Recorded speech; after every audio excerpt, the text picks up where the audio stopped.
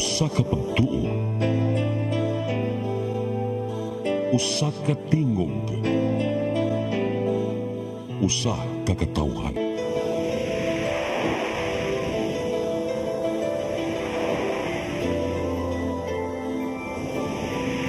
Cebu Catholic Television Network.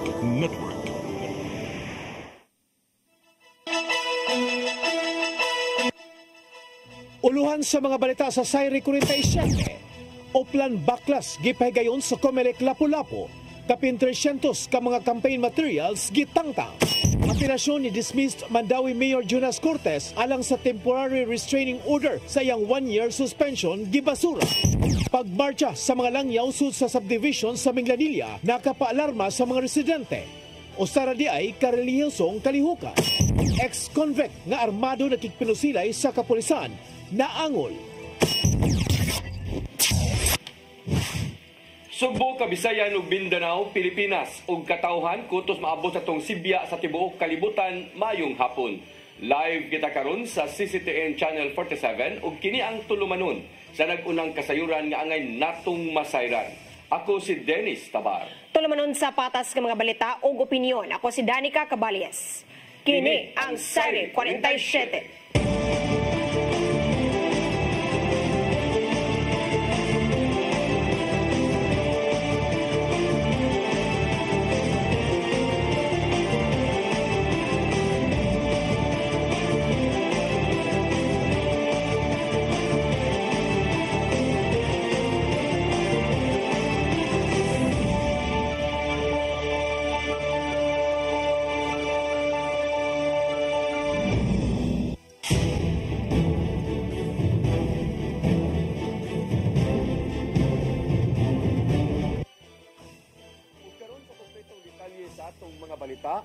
Kapin sa 300 ka mga campaign materials ang nabaklas sa Comelec Lapu-Lapu uban sa City Environment and Natural Resources Office kagayan ng buntag diha sa Barangay Paho.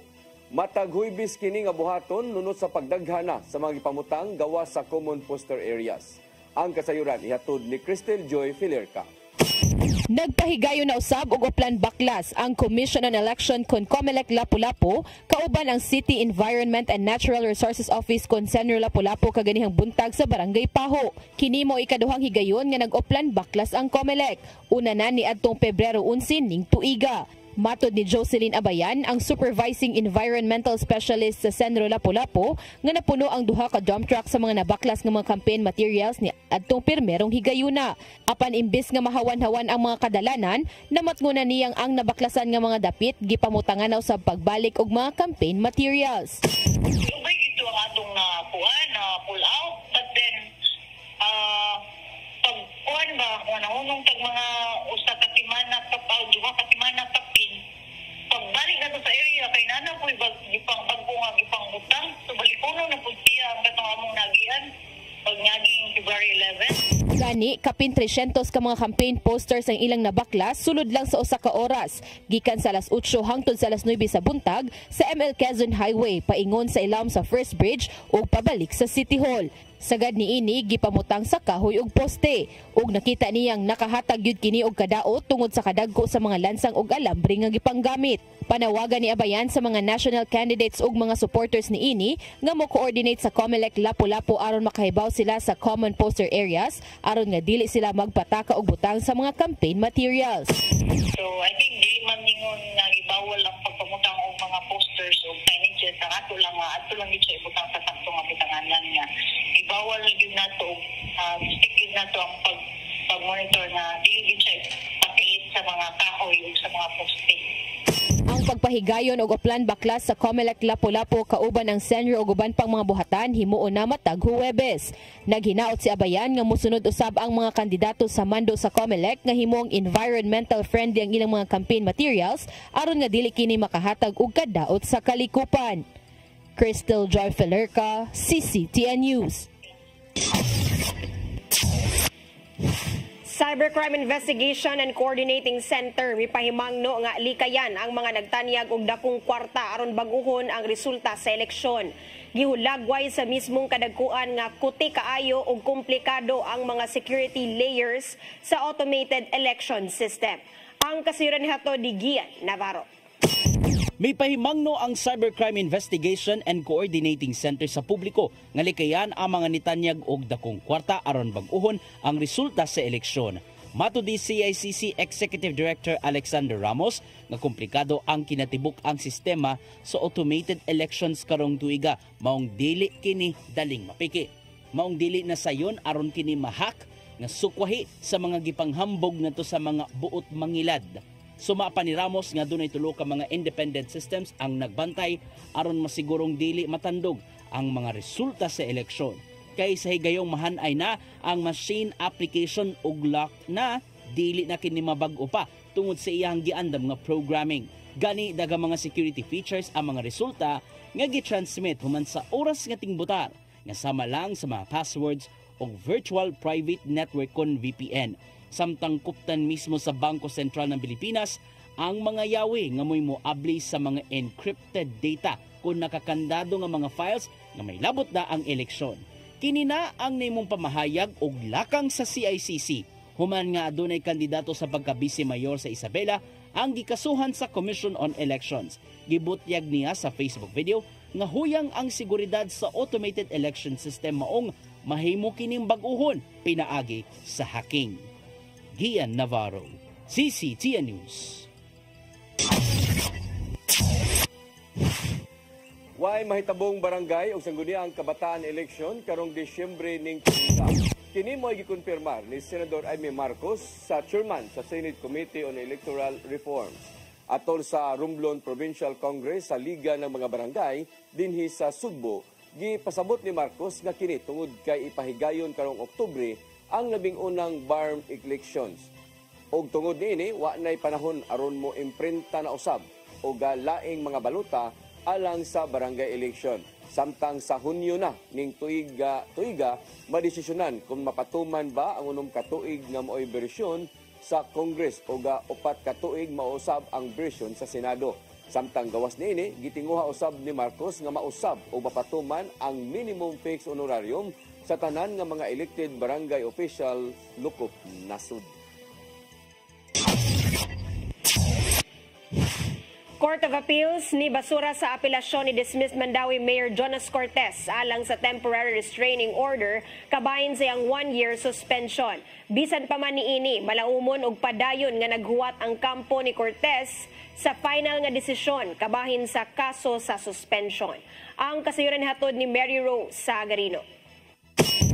Sa hukom nga gilawatan ni atong Pebrero 28 ning tuiga, si Associate Justice Emilio Rodolfo Legaspi III mihukom nga walay merito ang petisyon ni Mayor Jonas Cortez. Gibasura sa Court of Appeals ang apilar tungod matud pa walay basihan ang pag-issue og temporary restraining order. Nipasabot nga ang katungod nga maprotektahan pinaagi sa usa ka injunction, kinahanglan nga klaro nga katungod nga giestablisar sa balaod. Dugang pa sa Court of Appeals nga ang mga desisyon sa Ombudsman ipatuman gilayon bisan pa nga naghuwat sa apilar tungod ang Ombudsman usa ka constitutional body. Makahinumduman nga ang Ombudsman misuspenso ni Cortez og usa ka tuig sugod Agosto 21 ni aging tuig tungod sa grave misconduct. Kininunot sa iyang pagtudlo kang Camelo Basaca Jr. Isip Officer in Charge sa City Social Welfare and Services bisan pa man sa kapakyas ni Basaca sa pagkabot sa gikinahanglang kwalifikasyon. Samtang sa bahin sa kampo ni Cortez sa ilang giluwatan nga pamahayag, giingon nga bisan pa man wala nahatagan og TRO, sila ni respeto sa desisyon sa korte. Wala pa nila nadawat ang desisyon sa pagbasura sa TRO, hinuon giingon nga provisional remedy lang ang TRO.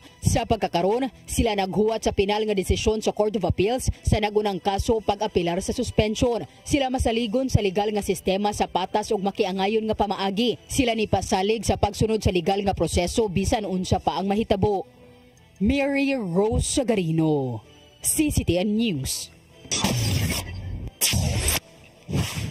Departamento sa Panglawas dinhi sa Region 7, ingon man ang Department of Public Works and Highways mihangyo sa Cebu City Council nga sulbaron ang katukuran sa Guba Community Hospital. Tungod kini sa nasinating pagbaha o water leakage sa tamaong Tambalanan. Ang kasayuran ihatod pagbalik ni Mary Rose Sagarino.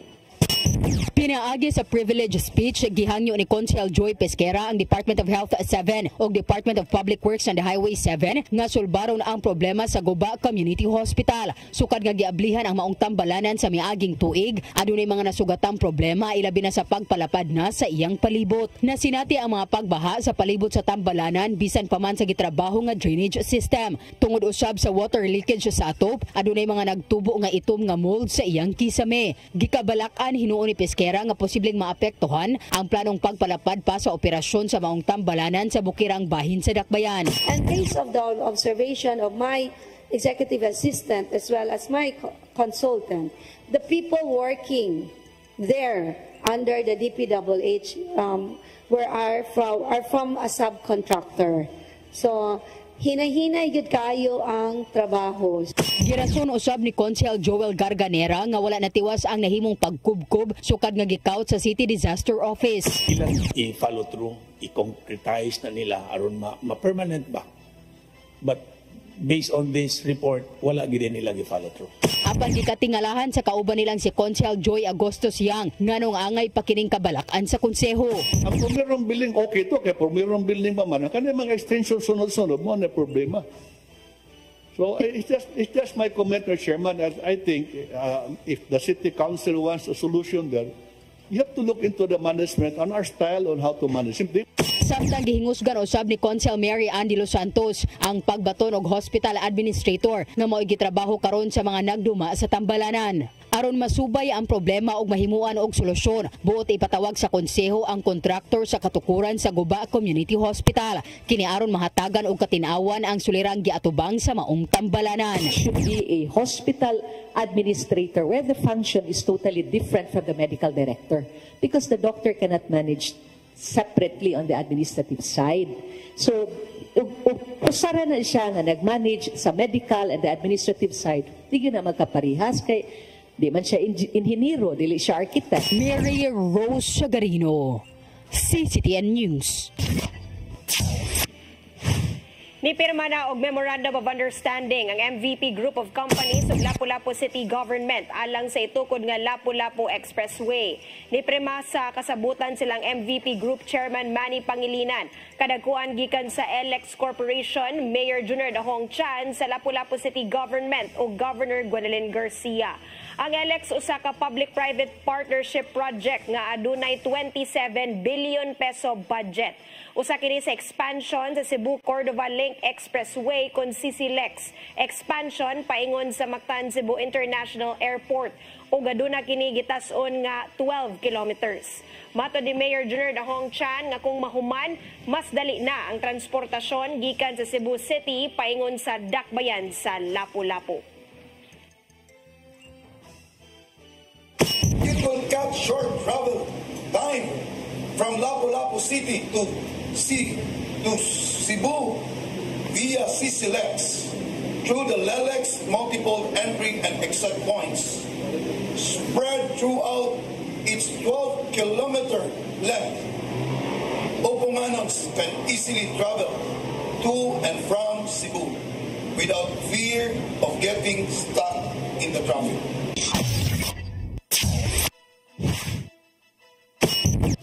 Mosunod, pagmarcha sa mga langyawsod sa subdivision sa Minglanilla, nakapaalarma sa mga residente. Usara di ay karelihiyosong kalihukan. Kanaog daghan pa mga balita sa pagbalik sa Sayre 47. Discover the beauty of the Philippines.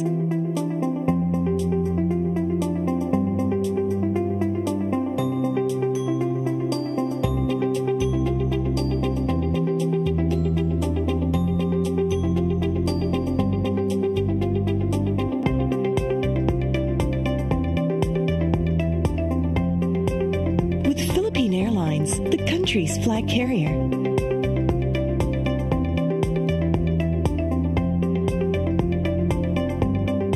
The airline that lets you feel the warmth of the nation.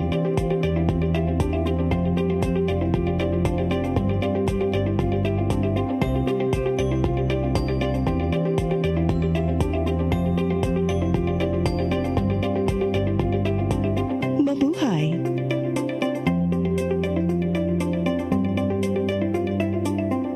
Kaiba sa mga politiko, matagal nang ginagawa ni Ariel Querubin ang ipaglaban tayo.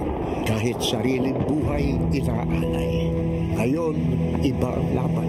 Pero tuloy ang misyon ni Ariel Querubin, ang ipaglaban tayo. Kung medalya ang sukatan at hindi pera, si Ariel Querubin ang ating bayani na karapat-dapat sa Senado. Pag may Ariel Querubin sa Senado, may bayani tayo sigurado.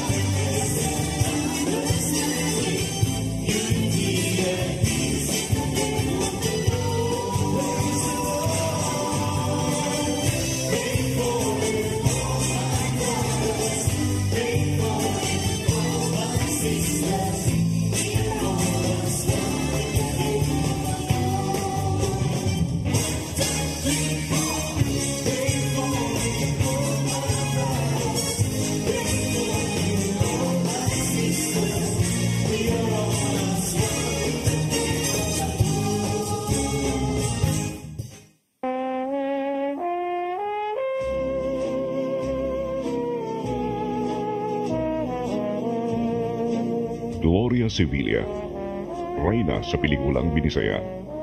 Gikan sa Bantayan Island, siya nagtungha sa University of the Visayas o nadiskubrihan ang iyang abilidad sa pag-arte diha siya misalmot sa second declamation contest. Wa magdugay, si Gloria Sevilla mo'y nag-unang leading lady sa pelikulang Binisaya. Mga pelikula sama sa Mga Anak in Town, Rosas Pandan, Mapait ang Balaod, Badli sa Kinabuhi, Gimingaw Ako, ug Matod Nila. Kanunay niyang leading man, mausab ang iyang kapika sa kinabuhi, si Matt Ranillo Jr. Apan si Matt Ranillo, sa iyong gibawian sa iyang kinabuhi. Dunod sa iyang kalampusan sa Cebuano movies, si Gloria Sevilla daling nagasuod sa Philippine movie industry. Niadtong 1969, siya napiling Best Actress sa FAMAS o sa 16th Asian Film Festival. Siya nagbini og usab sa laing iladong aktor na si Amado Cortez, kinsa napiling Philippine Consul sa Estados Unidos. Si Amado Cortez, mitaliwa na usab pipila na katuig ang nakalabay. Hangtod karon, si Gloria Sevilla padayong aktibo sa industriya, dahang garbo ug dungog sa Subo. Gloria Sevilla, garbo sa Subo. Subuano ni.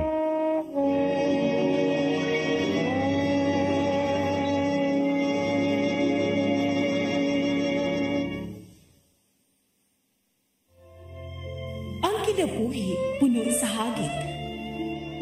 Sumpi na ka, Dria! Ay, pag-inarte! Magdita ka! Puno sa pangutana. Bata pa ganit ka kayo? Naguyab-uyab na ka? Kinsa man ang mukhang masakitin ako din ay karoon ang kinsa! Kung si buti mo'y pasabot, Daddy! Puno sa luha. Pagpili pa, ako nga imong anak o kanay imong mga babae. Kasuko. Yung na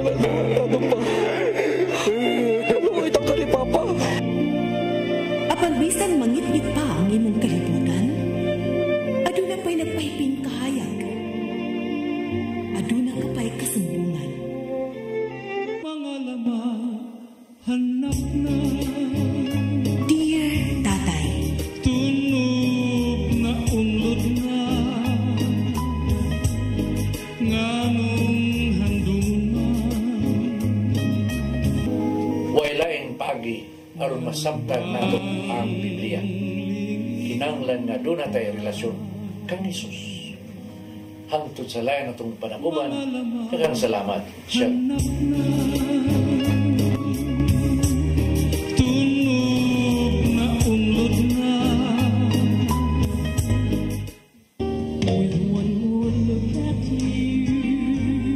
Amapola Cabase, tal nga Cebuana, ug anak sa musikerong si Manny Cabase ug Priscilla Campogan.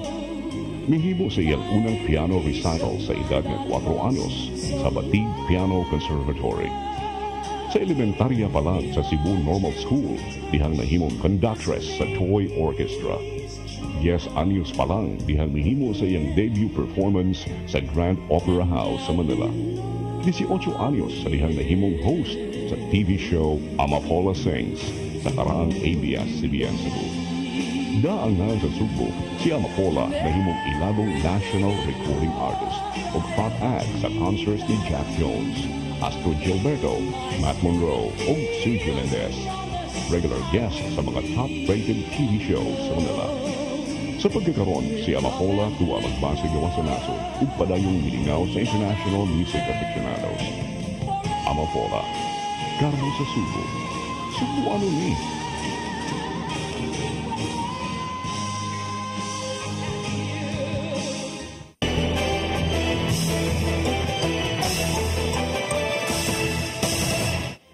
Balik sa ato mga balita, mga langyaw nga nagmarcha sud sa subdivision sa Minganilla nga nakapablakas sa mga residente diin sila kundili sila daotang mga tao og naghimo lang og relihiyosong kalihukan. Sila ang kanisundao gikan sa Amerika, United Kingdom ug nasod sa Jamaica nga niya karon na nimuyo sa Sugbo. Ang kasayuran ihatod ni Arnold Bustamante. Dili mga datang tao katuga mga langyaw nga nagmarcha sa sulod sa Minglanilla Highlands, Cebu nituga Martes sa buntag, Marso 4, 2025 nga nakapaalarma sa mga munutpuyo niini. Mato ni Police Major Mark Don Alfred Lianza, ang hepe sa Minglanilla Police Station, nga humag gipost sa social media ang video sa gibanabana kapin sa 60 ka mga langyaw nga nagmarcha sa sulod sa subdivision. Milos sa dain sila og investigasyon. Dinhi ilang nasuta nga usa day kini karelihiyosong kalihukan sa mga retired nga mga sundao sa Amerika nga naa sa Sugbo na nimuyo. Ang pangulo sa mao nga hugpong na nagpuyo sa Minglanilla Highlands, Cebu ug magsaulog unta sila silang anibersaryo apan ang ilang lugar diin sila mosimba na mutang sa dakbayan sa Talisay gipaubos pa sa renovation. Tungod nini nakahukom ang congregation nga dito lang sa sulod sa subdivision himuon ang ilang kalihukan. Niangkon hinuon ang pangulo nga wala sila mananghid sa Homeowners Association, sanglit dito lang sila mipahibaw sa security guard sa subdivision nga mihatag usab og pagtugot kanila. Nya kato 61 to sila kabuo, nagmarcha to sila pagawas kay para dili sila makaabala kanang kanang pagawas sa manggudto. Ang ilahang activity is dito mismo sa tumoy sa bukid kay ang ilahang place of worship sa Talisay gipa renovate nila. So instead nga dito sila sa ilahang place of worship nangita sila place nga mingaw adto sila sa layo para dili sad kabulabog kay magkanta-kanta man ni sila. Ang pangalan sa mga religious group gitawag nila nga Those in Need of Father nga gipanguluhan ni Derek Kerry II. Din ang ilahang mga membro mga US citizen, UK ug Jamaican citizens. Giklaro sa nilyansa nga walay mga armas sa mga membro ug pulos mga bandila nga dunay Hebrew karakter ang nakasulat niini. Wala ako nang giklaro gahapon kay gipaari man nato ang ang leader. Iklaro nako, naba mo yung armas? Wala. Naba mo yung mga sundang sa bolo? Wala sir, wala miyan.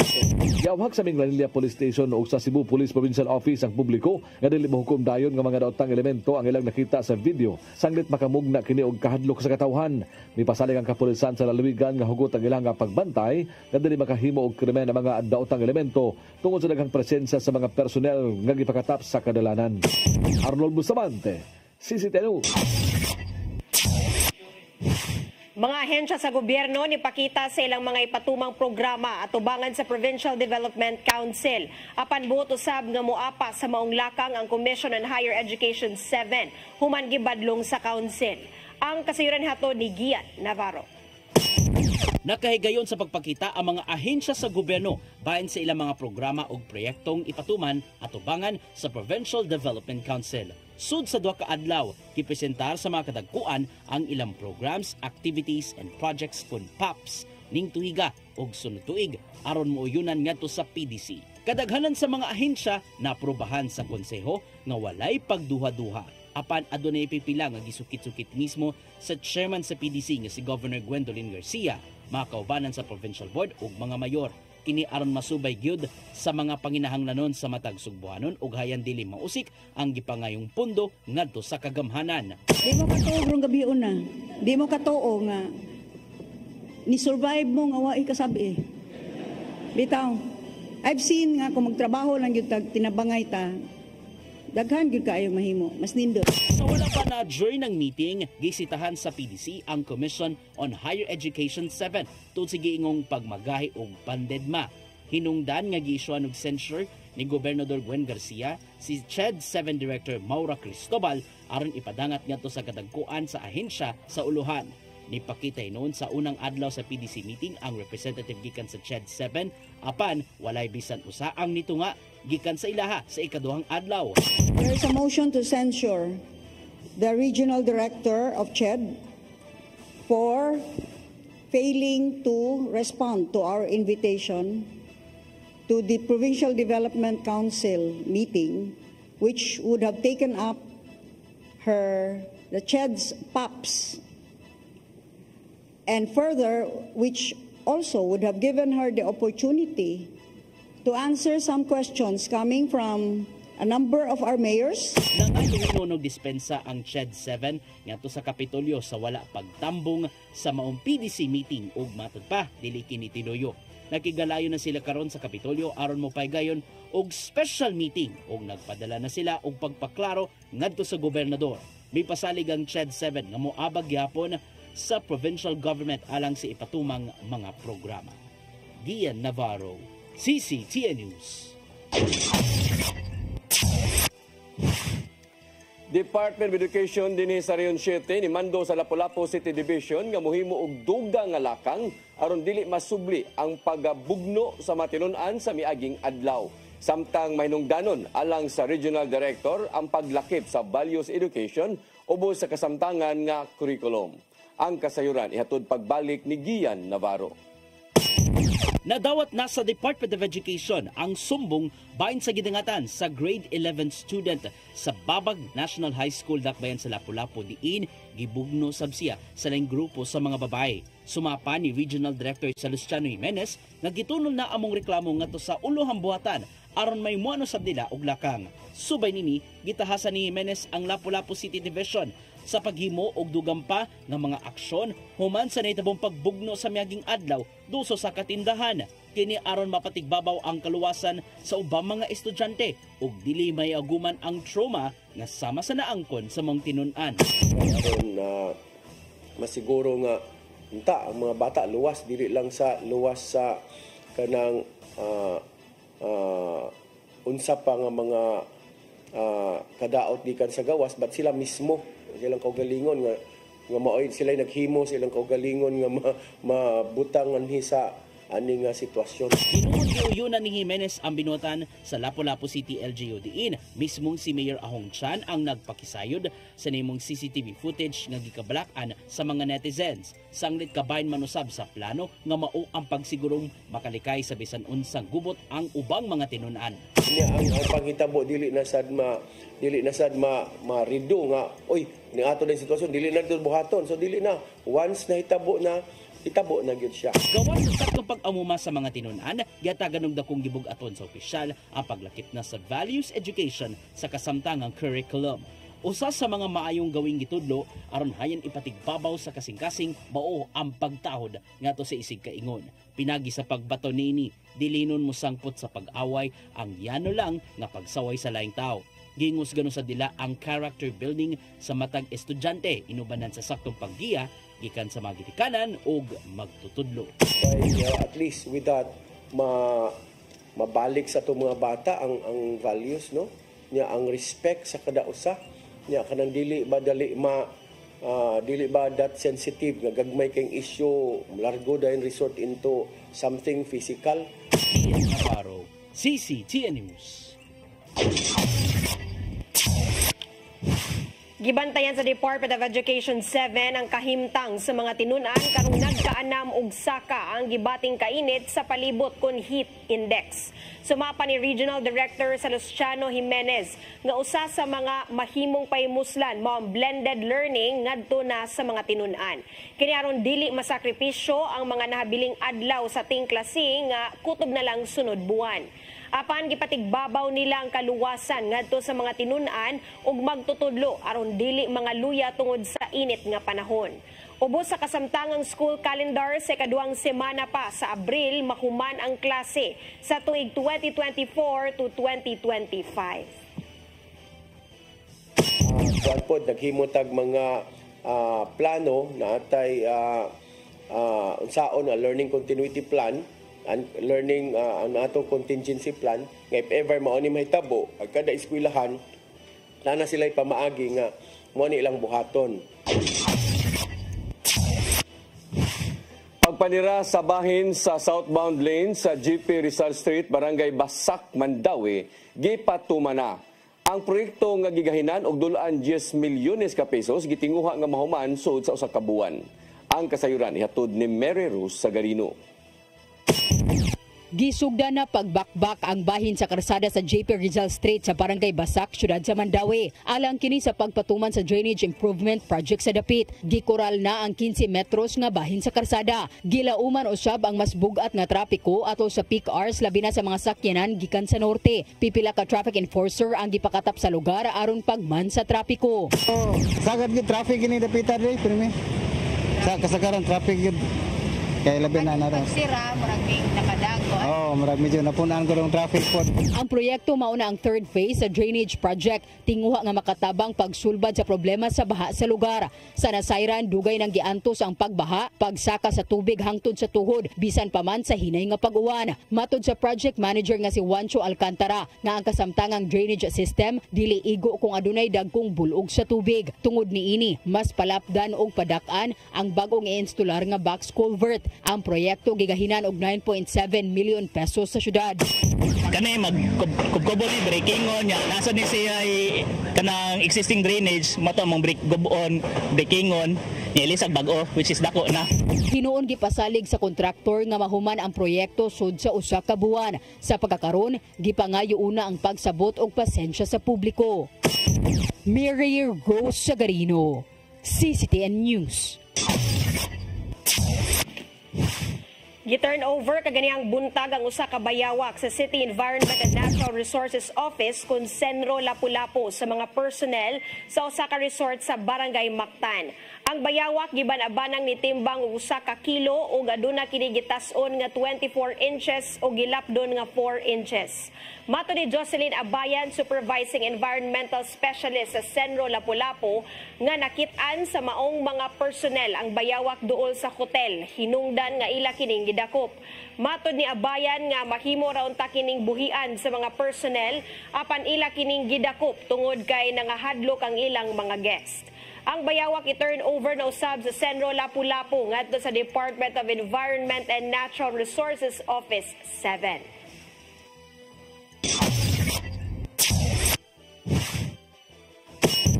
Mosunod, ex-convict nga armado nakigpinusilay sa kapulisan, naangol, kanaog daghan pa mga balita sa pagbalik sa Sayre 47.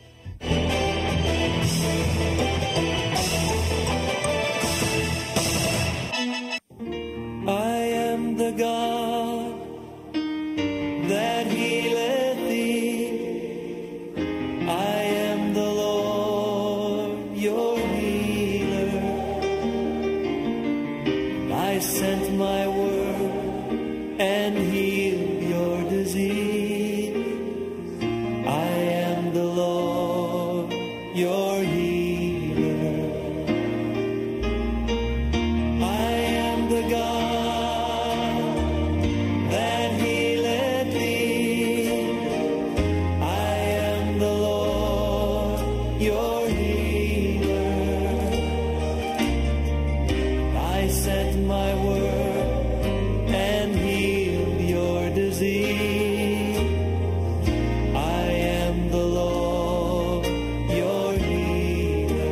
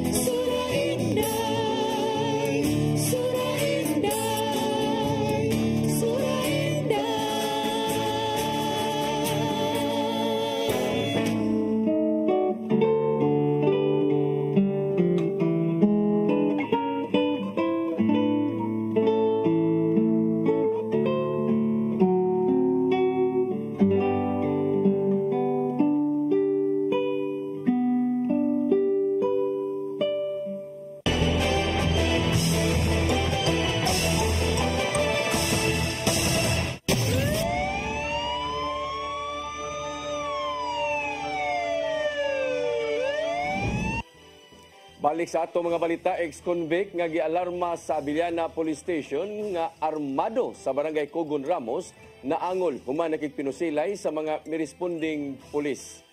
Suspitsado nakadaghana nga nadakpan sa kapulisan tungod sa kaso nga illegal nga drugas. Ang kasayuran ihatod ni Arnold Bustamante. Nalandig sa tambalanan ng usa ka 53 anyos nga ex-convict kumaning nga nakigpinusilay sa mga responding pulis sa Abiliana Police Station alas 5:35 gahapon sa hapon sa sitio Taop, barangay Cogon Ramos sa siyudad sa Sugbo. Ang suspitsado gilang si Edgar Parilla Arellano nga residente sa mga lugar nga nakaangkon og samad pinusilan sa Wangpa ini. Nakuha sa mga responding pulis ang kalibre 38 nga pistola ngadto sa suspitsado nga loaded pa og 4 ka bala niini. Sa investigasyon sa Abiliana Police Station nga alas 5:30 sa hapon nagadawat og tawag sa telepono ang ilang buhatan nga dunay tawo nga nagdala-dalag armas. Ang narabag mihatag og hulagway sa suspitsado nga tungod ani dali nga miresponde aga mga pulis sa mga dapit. Atol sa pag-abot sa mga pulis sila nakita ang suspitsado nga mitakdo sa gihulagway sa collar ug giladayon kini nga gikumprontase. Apan sa diyang gisuwayan sa pagpasurrender si Arellano, mikuot hinuon kini sa iyang hawak ug gipabusil ang duha ka mga pulis nga miresponde apan wala mobuto ang armas nga gigamit niini. Dinhi na mibaw sa mga pulis ug gipusil kini sa walang paa nga mahinungdan nga natumba kini ug nabuhian ang iyang gigamit ka armas. Dali nga gidala ang suspitsado sa Cebu City Medical Center, diina na kini sa luwas nga kahimtang ug gaparayon kini nga nagpaalim sa iyang samad nga naangkon. Ang armas nga nakuha sa mga pulis giduso na kini ngadto sa Regional Police Forensic Unit 7 alang sa himuon nga ballistic examination ug giandam na ang kaso sa karapasan sa Republic Act 10591 ug ang Comelec gun ban. Si Arellano nadakpan na niadto nga June 16, 2017 sa Abiliana Police Station sa kaso sa illegal nga drugas ug nadakpan usab kini pagbalik niadto Enero 27, 2023 sa Lapu-Lapu City Police Office sa kaso gihapon sa illegal nga drugas. Gawas sa maong mga kaso nasuta usab sa Abiliana Police Station nga nasikop na usab si Arellano sa kasong homicide niadtong 2006 sa lungsod sa Minglanilla ug nakumbikto sa Regional Trial Court 12 ug nabalhog sa New Bilibid Prison sa Muntinlupa. Arnold Bustamante, CCTV News. Wala pa'y gibating kakulian sa panglawa si Pope Francis karong nakapahuway siya og tarong. Matod sa Vatican City nga gitawagan sa Santo Papa ang Catholic Parish sa Gaza og diha na gitiwas ang ilang mga trabaho. Nasuta sa mga doktor nga walay problema sa paginhawa ang Santo Papa. Tungod kini sa padayong pagbutang og high flow oxygen og non-invasive mechanical ventilation. Gidugangan na sa mga doktor og physiotherapy aron mabalik sa kalagsik ang iyahang baga ug lawas.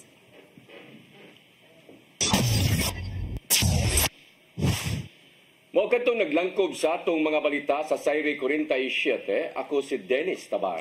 Ako si Danica Cabales, hangtod ugma sa inyong paboritong tulumanon. Sayre 47.